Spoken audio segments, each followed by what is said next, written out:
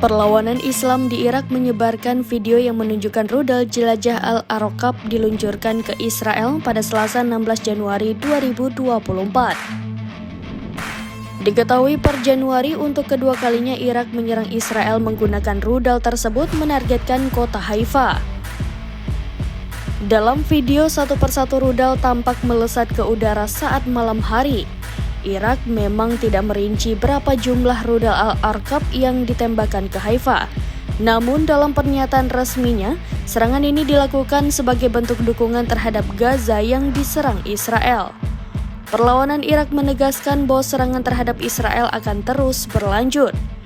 Bahkan serangan berikutnya disebut lebih masif dan lebih besar. Menurut laporan Al-Mayadin, rudal jelajah Irak menghantam kota Haifa, tepatnya di pesisir pantai.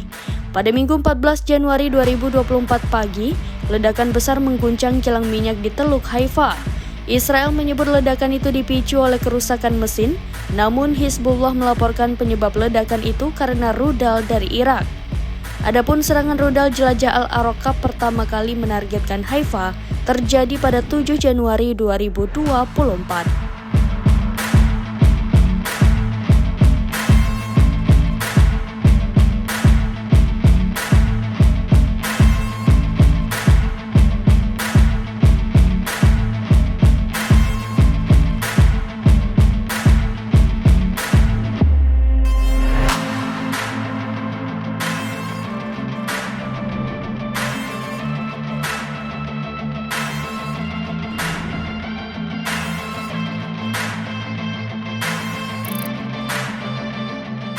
Download Tribun X sekarang, menghadirkan lokal menjadi Indonesia.